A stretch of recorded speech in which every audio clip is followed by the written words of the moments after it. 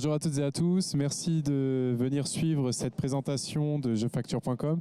Alors l'objectif du jour, c'est de vous expliquer comment fluidifier vos process avec l'expert comptable avec une solution de facture électronique qui est jefacture.com, qui se positionne comme un candidat PDP. Donc on va vous expliquer ce que c'est et puis on va vous montrer comment fonctionne la plateforme aujourd'hui en 2024 et comment son principe de fonctionnement sera présent en 2026 au moment de la réforme de la facture électronique qui arrivera.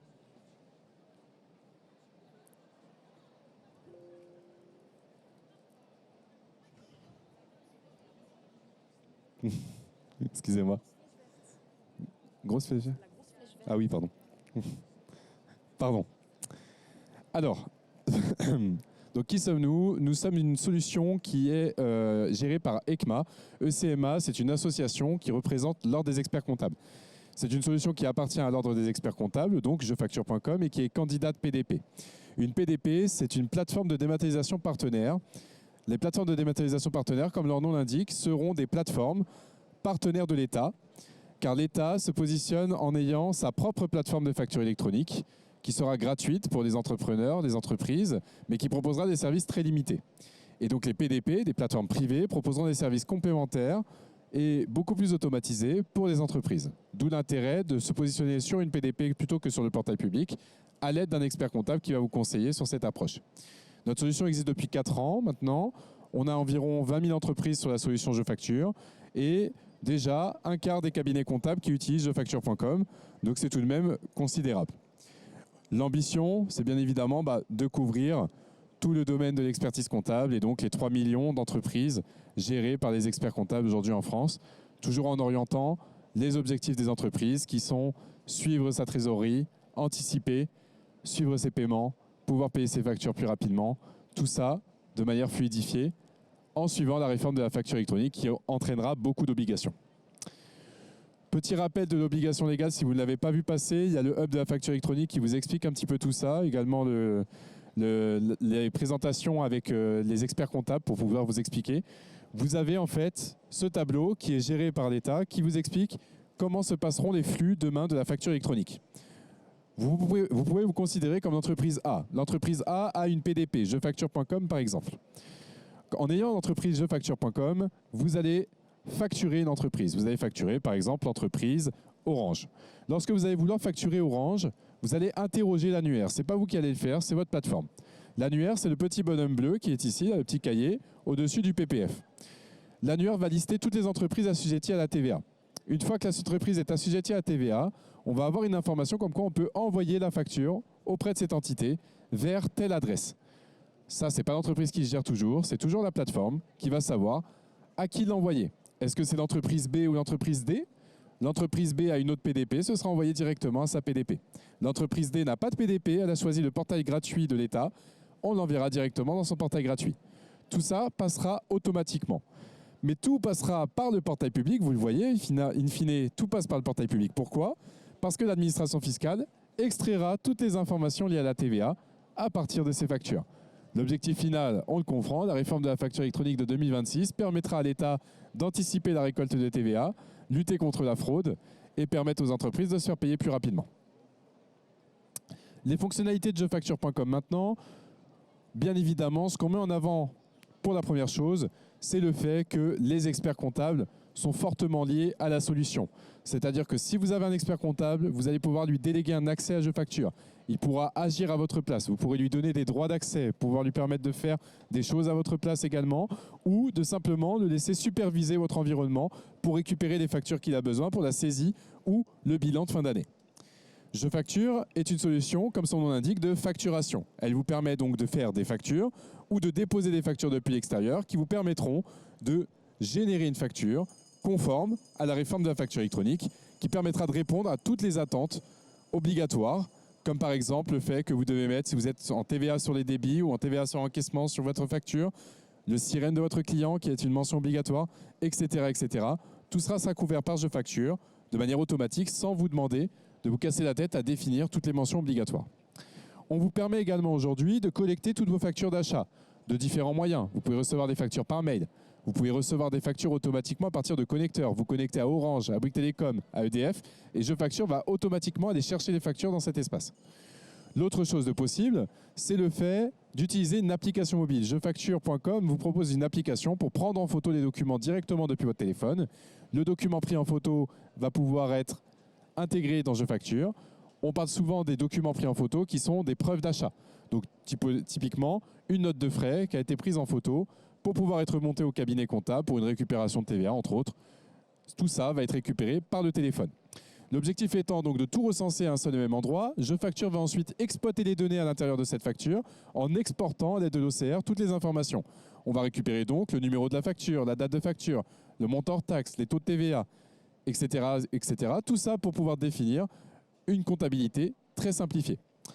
De l'autre côté, on va créer votre fournisseur à partir de la facture. On va récupérer son IBAN et donc on va vous permettre de payer facilement et de lister les moyens de paiement de vos fournisseurs directement depuis Jefacture. Le document est ensuite mis en conformité. Ça, c'est très important. Pour la partie achat, par exemple, on va sceller vos factures, les protéger et les archiver pendant 10 ans. L'intérêt de cette solution, c'est de protéger vos factures pour que si demain vous avez un contrôle fiscal, Jefacture vous assure que vos documents sont conformes et que vous n'êtes pas redevable d'une erreur potentielle sur la facture. L'autre chose, les documents sont tous transformés en FactureX. Le FactureX, c'est un format, un nouveau format, qui sera obligatoire à partir de 2026, que Jefacture fait déjà, qui est en fait un PDF, votre image de facture. Et à cette image de facture va être accompagné un fichier XML qui contient les données de votre facture. C'est justement ces données qui vont être exploitées par l'État pour récupérer la TVA. Donc c'est vraiment un fichier plat, hein, comme un fichier Excel CSV, où vous avez tout le détail de votre facture dans un fichier listé. Dernière chose, Jefacture permet de faire des paiements, c'est-à-dire que vous pouvez vous faire payer vos factures clients en envoyant une facture à votre client avec un lien, et le client va pouvoir payer directement à partir du lien. Et de l'autre manière, vous allez pouvoir payer vos fournisseurs. Si vous avez une facture, 2 factures, 10, 20 ou 30 factures, vous pouvez tout payer d'un coup. Une seule action permettra de payer 30 factures, par exemple. Les factures sont archivées pendant 10 ans, de manière légale, elles sont sécurisées, et vous avez une application mobile à usage. La dernière chose sur laquelle on insiste, c'est que Jefacture se positionne en étant PDP. Une PDP, ça entraîne beaucoup de choses, hein. Étant donné qu'on va être agréé par l'État, on va devoir tout un tas de contrôles sécuritaires sur votre facture. Donc ça, sachez-le, si vous choisissez une PDP, vous choisissez la sérénité. Il y en aura une vingtaine sur le marché, il n'y a pas que Jefacture bien évidemment, mais il faut vraiment prendre, plutôt privilégier les PDP qui auront cette certification de la part de l'État. On va passer à la démonstration et ensuite on passera à une étape de questions pour 3-4 minutes si vous souhaitez.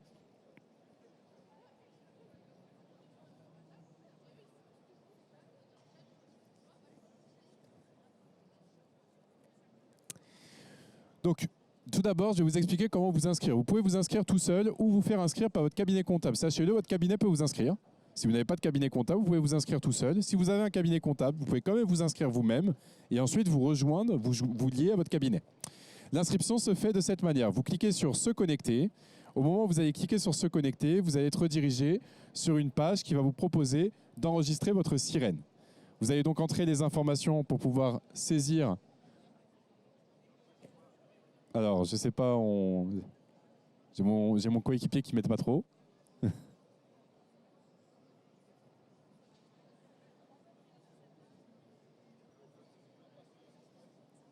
Excusez-moi.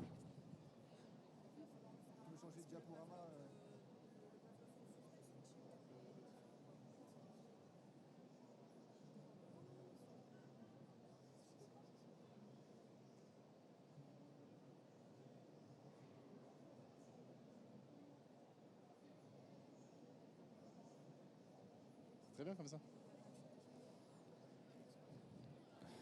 Ok, donc vous cliquez sur se connecter, excusez-moi, en tant qu'entreprise, voilà. Vous allez entrer des informations pour souscrire à la solution et vous allez pouvoir saisir votre sirène.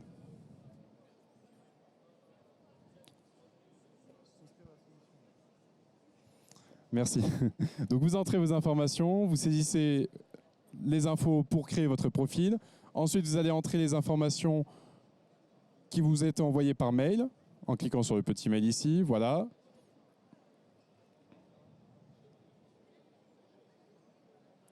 À la suite de cela, on va saisir notre sirène pour vous identifier, savoir quelle entreprise vous êtes. On va vous proposer tout un tas d'entreprises. Si vous entrez juste votre raison sociale, vous allez avoir la liste de vos entreprises et vous allez pouvoir choisir celle qui correspond. Une fois que vous cliquez sur « C'est bien mon entreprise », votre entreprise est créée. Alors sur cette étape-là, on ne vous montre pas, vous aurez une étape d'attente pour vérifier votre entreprise et passer à la validation de votre entité. On va vérifier que vous êtes bien la personne qui crée l'entreprise, parce que sinon, la problématique, c'est qu'on pourrait avoir de la falsification de compte, et donc une personne pourrait faire des factures à votre insu. Vous arrivez donc sur un tableau de bord. Sur ce tableau de bord, vous avez un visu sur vos échéanciers directement par rapport aux factures qui sont alimentées. Cet échéancier va être alimenté de différentes manières, comme je vous le disais, des factures reçues par mail, des factures reçues directement à partir des connecteurs que vous avez mis en place avec Orange, Bouygues Telecom, EDF et autres. En 2026, des factures qui seront reçues automatiquement directement parce que vous serez enregistré dans l'annuaire de l'État et les gens sauront, toutes les entreprises sauront que vous êtes sur Je Facture et donc automatiquement vous recevrez vos factures. C'est une grande opportunité pour les entrepreneurs, ça, l'opportunité de la facture électronique, même si c'est une contrainte sur tout un tas de gestion légale, tout un tas de statuts à mettre à jour. L'opportunité, c'est que vous allez recevoir vos factures sans tracas à un seul et même endroit. C'est fini la facture papier que votre fournisseur veut vous envoyer uniquement en papier, même si normalement c'est plus trop dans les faits, ou la facture envoyée par mail que vous avez perdue parce que c'était un spam. Toutes les factures doivent arriver sur une plateforme à partir de 2026. Aujourd'hui, on vous demande d'anticiper, justement, en envoyant l'adresse mail de jefacture.com, en utilisant des connecteurs marchands et autres. Vous avez donc des indicateurs. Si vous cliquez par exemple sur la partie onglet facture d'achat, vous allez retrouver tout un tas de listes de factures d'achat. Sur ces différentes factures d'achat, vous avez plusieurs statuts. Le premier statut d'une facture, c'est le statut accepté. Lorsque la facture est reçue, vous allez vérifier les informations sur ce document, dire que vous êtes d'accord avec la facture en question. Et une fois que vous aurez vérifié les informations sur la facture, vous allez pouvoir valider la facture. Une fois qu'elle est acceptée, elle passe en statut en attente de paiement. Ici, on constate des statuts à payer 30 jours, 60 jours, 90 jours ou paiement en cours. Parce que jefacture.com, comme je vous le disais, permet aussi de faire les paiements. Si vous ne souhaitez pas payer, vous pouvez sélectionner les factures et dire que la facture a été payée en amont. Si vous souhaitez la payer directement avec jefacture.com, vous allez pouvoir sélectionner une ou deux factures. Donc là, typiquement, on va sélectionner deux factures. Les deux premières, ça serait bien.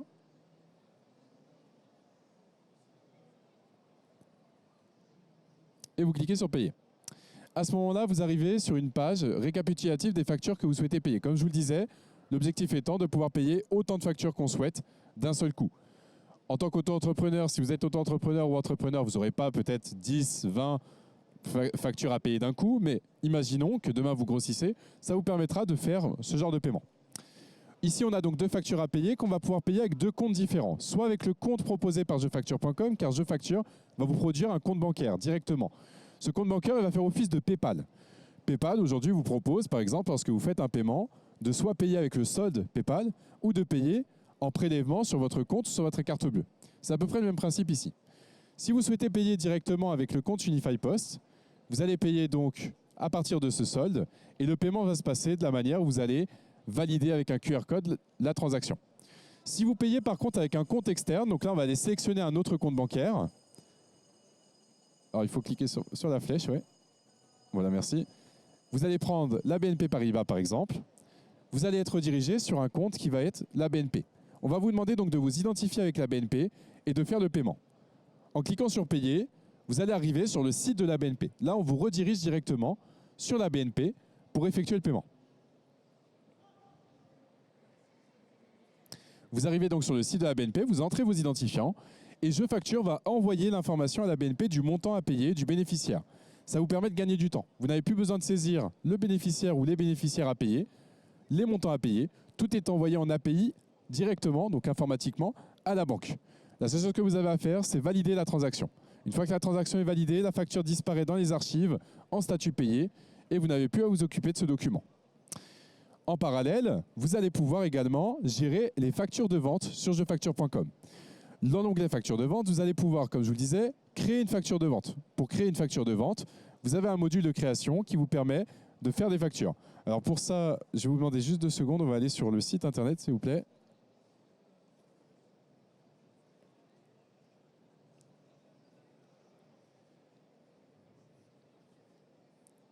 Faut que tu mettes internet. Bon, c'est pas une bonne démo, hein.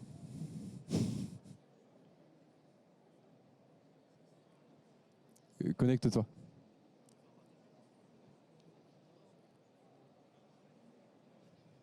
C'est bon, c'est bon. excusez-moi.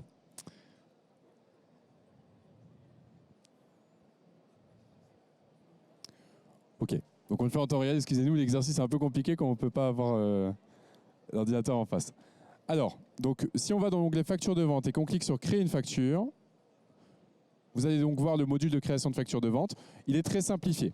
On n'est pas un logiciel de facturation, donc on ne va pas vous proposer la gestion des stocks. On ne va pas vous proposer d'aller très loin dans la personnalisation de votre facture. Par contre, on va vous permettre de faire une facture très rapidement et simplement. Vous pouvez mettre un logo, bien évidemment, sur votre facture, et vous voyez par défaut que tout est affiché. La numérotation est automatique. Le numéro de facture est défini à la date du jour. Vous pouvez le changer, bien sûr. La date d'échéance est calculée. Ensuite, vous allez pouvoir créer votre client.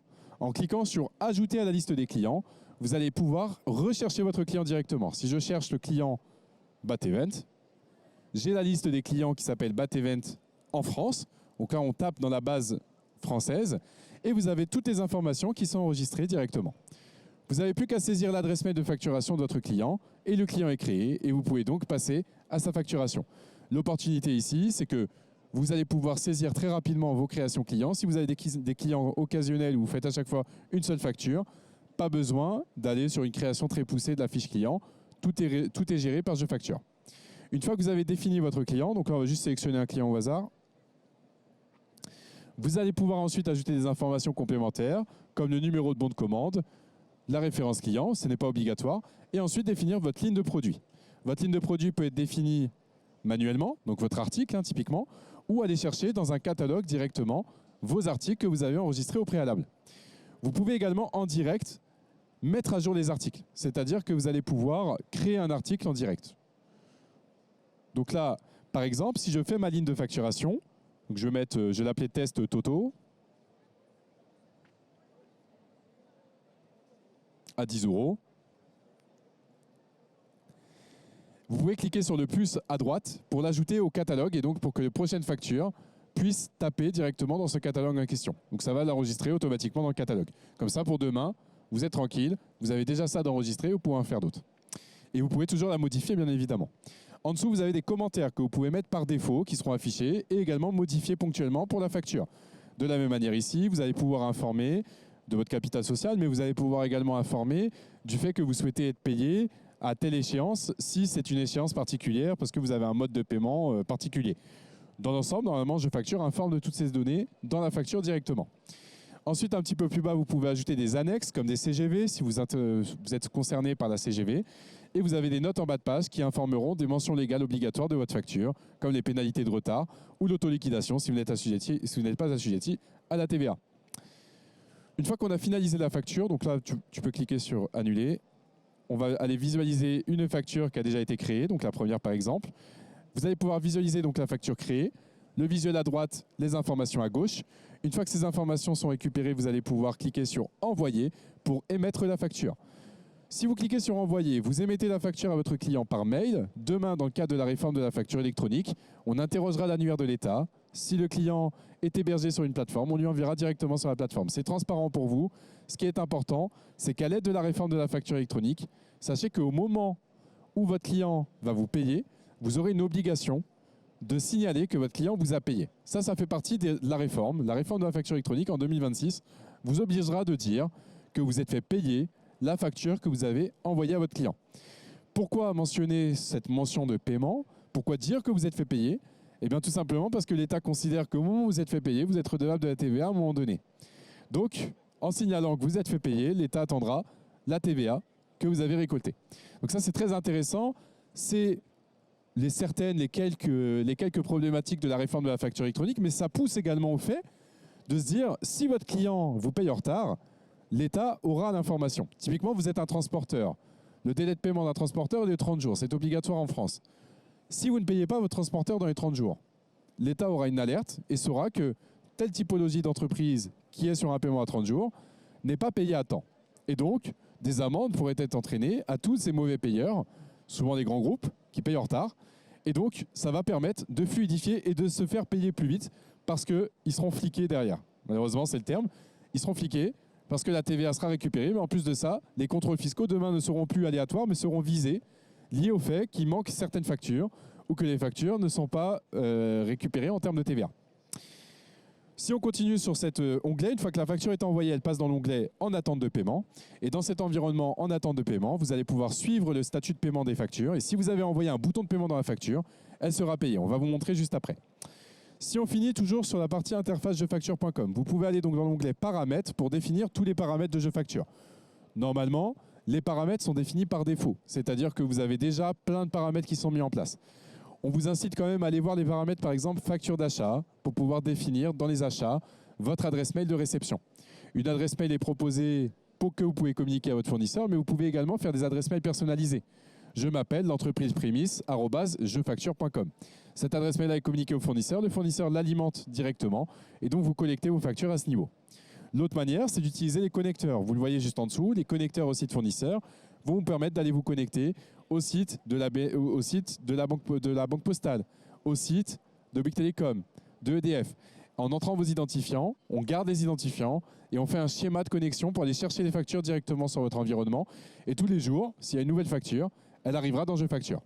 Ça, c'est des moyens pour anticiper la réforme de la facture électronique. Demain, au moment où la réforme de la facture électronique sera présente, la facture de Bouygues Telecom, on n'aura plus besoin d'aller chercher de ces manières parce que Bouygues Telecom vous alimentera automatiquement le document dans Jefacture. Si on passe toujours sur jefacture.com, sur la partie paramètres des factures d'achat, vous avez l'onglet « Approuver la réception » qui vous informe des données à approuver. Accepter une facture, c'est très important dans Jefacture parce que ça vous permet c'est une donnée métier pour dire « Je suis d'accord avec la facture que mon fournisseur m'a envoyée, je l'accepte pour être OK avec toutes ces informations ». Mais ça peut aller plus loin. C'est que demain, dans la réforme de la facture électronique, ce qui est très important, c'est qu'au moment où la facture sera acceptée, une information sera envoyée au fournisseur pour dire que vous, en tant que client, vous avez accepté la facture. L'État obligera cette étape d'acceptation de facture. Donc c'est très important, ça veut dire que quand même, effectivement, l'acceptation ne sera pas définitive, bien sûr. Vous pourrez toujours dire « j'ai accepté, mais je suis en litige ». Mais par contre, l'acceptation sera importante. Vous pouvez mettre en place dans Jefacture des contrôles automatiques, c'est-à-dire pour certains fournisseurs, comme EDF par exemple, une acceptation automatique. Comme ça, vous n'avez pas besoin de contrôler derrière. Vous pouvez bloquer l'archivage des doublons, identifier les doublons, et tout ça est suivi et très intéressant pour que Jefacture vous aide au mieux à bien vérifier vos informations. Sachez que les abonnements sur jefacture.com sont définis de deux manières. Le cabinet comptable peut prendre en charge votre tarification. Vous pouvez vous rapprocher de votre cabinet comptable et il vous proposera une tarification directement payée par lui-même qui sera plus intéressante et avantageuse pour vous. En moyenne, un cabinet comptable, par exemple, va payer de toute façon à la consommation. Vous faites 30 factures dans l'année, il paiera peut-être 5 € dans l'année. Vraiment, c'est très résiduel. Sinon, vous pouvez payer vous-même. Pour payer vous-même, vous avez soit une offre gratuite à partir de jusqu'à 30 documents, vous payez 0 €. Et sinon, à partir de 200 documents, vous payez un abonnement à 7 € par mois. Plus vous avez de documents, plus vous payez, bien évidemment, jusqu'à 80 € par mois pour 5000 factures. On va repasser sur la présentation PowerPoint pour finaliser sur la partie paiement des factures de vente.